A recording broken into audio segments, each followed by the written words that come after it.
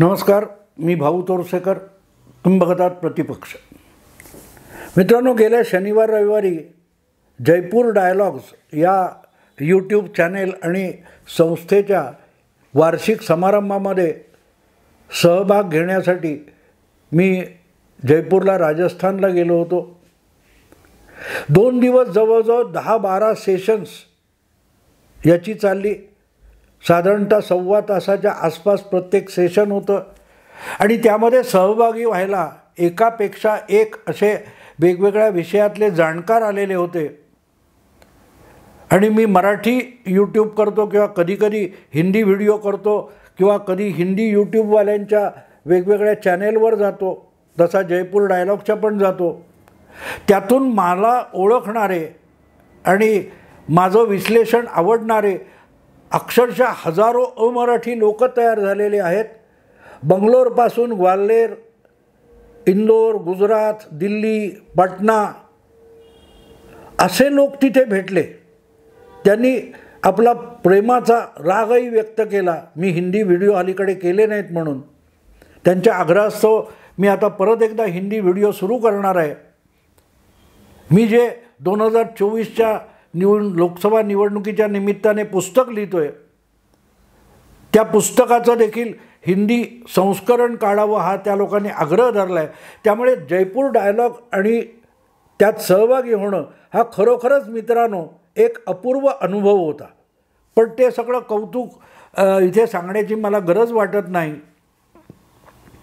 पण त्या निमित्ताने आपल्याला महाराष्ट्राबाहेर किती लोक ओळखतात आणि अमराठी किती लोक ओळखतात किंवा आपल्यावर प्रेम करतात, याचा जो साक्षात्कार होता तो खरोखरच अपूर्व होता.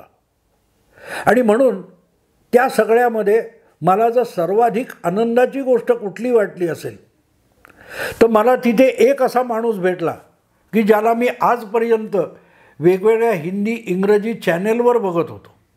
वेगवेगळ्या चॅनेलवर ज्या इंग्रजी किंवा हिंदीमध्ये पॅनेल चर्चा चालतात, ग्रुप म्हणजे एखाद्या गटाचा परिसंवाद चालतो, एखादा विषय त्या दिवशीचा घेऊन त्यावर ज्या चर्चा डिबेट्स चालतात, त्यामध्ये राष्ट्रीय सुरक्षा किंवा दहशतवाद याच्या संबंधाने ज्या चर्चा सातत्याने होत आल्या, अशा चर्चा मी अगत्याने बघायचो.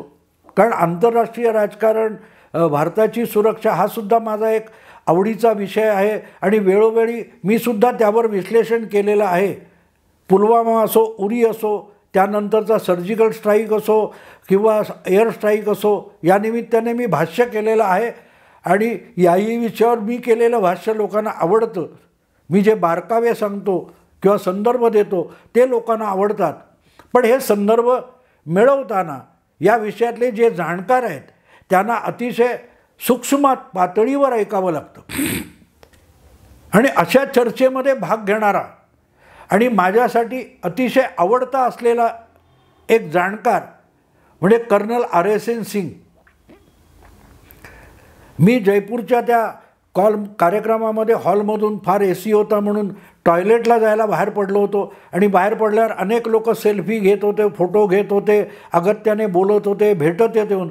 अशा वेळेला RSN सिंग समोरून आले आणि मला इतकं बरं वाटलं की मी ज्याच्यासाठी टी व्हीवरच्या चर्चा ऐकतो, ज्याची मतं अगत्याने ऐकतो, त्याचा अभ्यास जाणून घेण्याचा प्रयत्न करतो, असा एक वक्ता किंवा अभ्यासक समोरून आला तर त्याचं मला प्रचंड कौतुक होतं. एक चाहता असल्यासारखा मी माझ्या भोवती जमलेल्या लोकांना थोडं बाजूला केलं. म्हटलं जरा थांबा, फोटो नंतर काढू. आणि मी RSNच्या दिशेने जात होतो तर RSN स्वतःच माझ्या दिशेने आले. त्यांनी जवळ येऊन अक्षरशः मिठी मारली मला किंवा शेकहँड केला. आणि ते म्हणाले, अरे भाऊ, म्हणजे ते नावाने मला ओळखतात, याचं मला प्रचंड अभिमान वाटला मित्रांनो. की मी ज्याच्याकडे अभ्यासू जाणकार म्हणून बघतोय तोच मला ओळखतो. तर तो तेवढंच नाही, RSN म्हणाले की मैं तो आपको फॉलो करता हूँ. म्हणजे ते माझ्या यूट्यूबवर नजर ठेवून आहेत. मी उपस्थित केलेले मुद्दे, मी केलेले विश्लेषण ते ऐकतात, समजून घेतात. याचंच मला प्रचंड कौतुक वाटलं, कारण मी त्यांना त्यांचा फॉलोअर समजत होतो, पण ते मला फॉलो करतात ही खरंच माझ्या दृष्टीने खूप मोठी अभिमानास्पद गोष्ट होती. आणि त्यामुळे जयपूर डायलॉगमध्ये गेल्यानंतर RSN सिंग यांची प्रत्यक्ष भेट हा माझ्यासाठी खरोखरच अपूर्व सोहळा होता.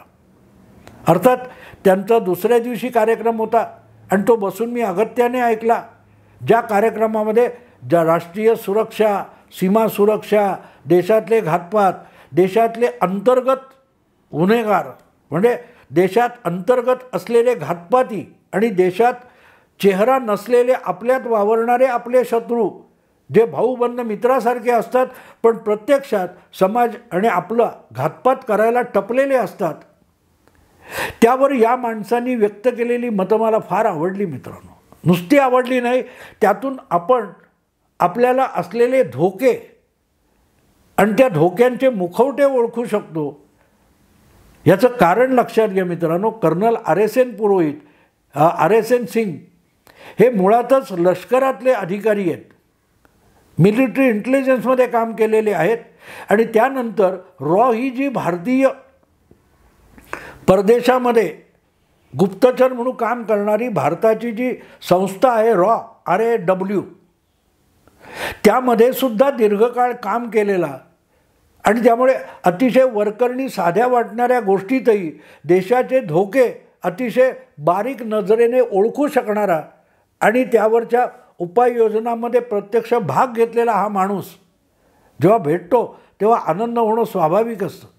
आणि मग त्याला समोरासमोर बसून ऐकण्यामधला जो आनंद असतो तो खरोखरच द्विगुणित करणारा असतो. आणि मी त्यांना स्पष्टपणे बोललो, कुठल्याही डिबेटमध्ये मी सुद्धा ती डिबेट्स टी व्हीवर घरी बसून ऐकत असतो चॅनेलवरची, पण त्यामध्ये अनेक खुळचट प्रश्न पण विचारले जातात अँकरकडून किंवा कुठल्याही राजकीय पक्ष प्रवक्ते वगैरे असतात त्यांच्याकडून अत्यंत पोरकट प्रश्न विचारले जातात किंवा आक्षेप घेतले जातात.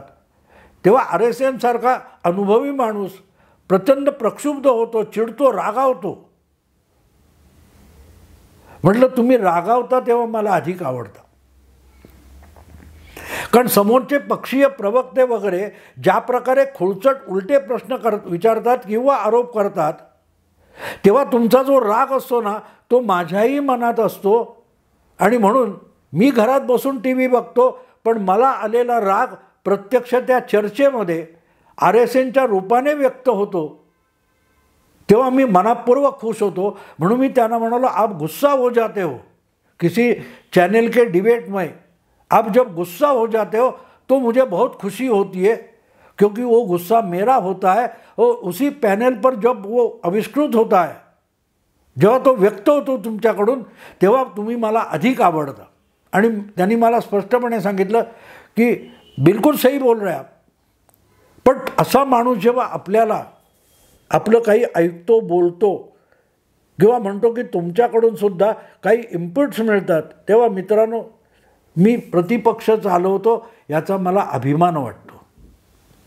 कारण आपणही या अशा गुप्तचर संस्था जे काही काम करत आहेत, स्वतःचा जीव धोक्यात घालून या गुप्तचर खात्याचे अधिकारी, त्यातले जे कोणी काम करणारे कर्मचारी आहेत, ते स्वतःचा जीव धोक्यात घालून देशासाठी अखंड डोळ्यात तेल घालून जागरूक राहत असतात आणि म्हणून आपण सुरक्षित असतो. असा जेव्हा माणूस आपली पाठ थोपटण्याचा प्रयत्न करतो किंवा आपलं कौतुक करतो, तेव्हा खरोखरच अभिमानाचं असतं, कारण आपणही देशासाठी काहीतरी केलं आहे याचं समाधान मिळतं मित्रांनो. आणखीन एक बाब आहे, त्या विशिष्ट चर्चा जी होती देशाच्या सुरक्षेबद्दल त्या जयपूर डायलॉगमध्ये, त्यामध्ये एक वक्ता एका चर्चासत्रामध्ये RSN सिंग होते आणि त्यांनी हजारो भारतीय जे आहेत त्यांच्या मनातला जो एक राग आहे तो त्या जयपूर डायलॉगच्या चर्चासत्रामध्ये सुद्धा स्पष्ट शब्दात व्यक्त केला. काय असतं मित्रांनो, सैन्यामध्ये असो किंवा परदेशात असो, ज्या वेळेला भारताचे गुप्तचर, मग ते जन्माने भारतीय असतील, कदाचित पाकिस्तानी किंवा चीनी असतील, ते सुद्धा जेव्हा भारतासाठी काम करत असतात तेव्हा स्वतःचा जीव धोक्यात घालून भारताच्या सुरक्षेसाठी काम करत असतात. त्यामुळे त्यांना अडचणी निर्माण करणारा कोणीही भारताचा शत्रू असतो. आणि त्याची चिकित्सा करणाऱ्यांनी एक गोष्ट लक्षात ठेवायची की ज्या माणसाबद्दल, ज्याच्या कृतीबद्दल आपण बोलतोय त्याने स्वतःचा जीव धोक्यात घातलेला असतो. भारतासाठी, भारताच्या जनतेसाठी आपला जीव धोक्यात घातलेला असतो. तेव्हा फार मोठं तटस्थपणे बोलणं हा शुद्ध मूर्खपणा असतो. आणि म्हणून तिथे बोलताना मुळात लष्करामध्ये काम केलेले आणि नंतर गुप्तचर विभागामध्ये काम केलेले RSN सिंग हे जेव्हा भारतीय न्यायव्यवस्थेवर घसरले तेव्हा मला खरोखरच आनंद झाला मित्रांनो. कारण ज्या प्रकारे याकूब मेमनच्या फाशीसाठी मध्यरात्री उठून न्यायाधीश बसतात आणि त्याची फाशी रोखण्यासाठी जे कोणी दिवाळखोर वकील सुप्रीम कोर्टात याचिका घेऊन गेलेले असतात त्यासाठी मध्यरात्री न्यायमूर्ती उठून बसतात, कोर्टाचे दरवाजे उघडतात आणि सुनावणी करतात. त्याचा सामान्य भारतीयाला किती प्रचंड राग येत असतो. तो राग त्या दिवशी त्या चर्चासत्रामध्ये RSN सिंगच्या बोलण्यातून व्यक्त झाला होता. आणि म्हणून मी ते शीर्षक दिले की माझ्यासाठी तो अपूर्व अनुभव होता की देशाच्या न्यायव्यवस्थेला सुद्धा RSN सिंगनी त्या चर्चासत्रामध्ये खडे बोल ऐकवले. कारण सैनिक जो असतो तो त्या काश्मीरमध्ये कधी आता होत नाही पण पूर्वी आपण बघितले की तिथल्या शांतता सुरक्षेसाठी सैनिक आपला जीव धोक्यात घालून त्या चिलखती जीपमधून, गाडीमधून, रणगाड्यातून जात असतो आणि त्याच्यावरती काश्मीरी पोरं, मुस्लिम पोरं दगडधोंडे मारतात, त्याला टिवल्या बावल्या करून दाखवतात. तेव्हा आपल्याला जसा राग येतो तसा RSN सिंगला राग येतो. पण मग तो गोगोई नावाचा एक सैन्य अधिकारी एका अतिरेक्याला जीपच्या पुढे बांधतो आणि त्या दगड मारणाऱ्या पोरांसमोरून ती जीप घेऊन जातो. तेव्हा दगड मारणारे थांबतात. कारण जीपच्या समोर बांधलेला एक कोण असतो तरुण, तो काश्मीरी दगड मारणाऱ्या मुसलमानांपैकी एक असतो. आणि आपण मारलेला दगड भारतीय सैनिकाला लागण्यापेक्षा आपल्यातल्याच एका दगडफेक्या मुस्लिम तरुणाला लागेल म्हणून ती दगडफेक बंद होते. तर त्यातलं तारतम्य न ओळखता त्या भारतीय गोगोई नावाच्या सेनाधिकाऱ्यावर जेव्हा न्यायाधीश टिप्पणी करतात तेव्हा खरोखरच राग येतो मित्रांनो. त्याने जे काही केलं ते बरोबर का चूक हे न्यायालयाच्या वातानुकूलित चेंबरमध्ये बसून न्यायमूर्ती मत व्यक्त करतात.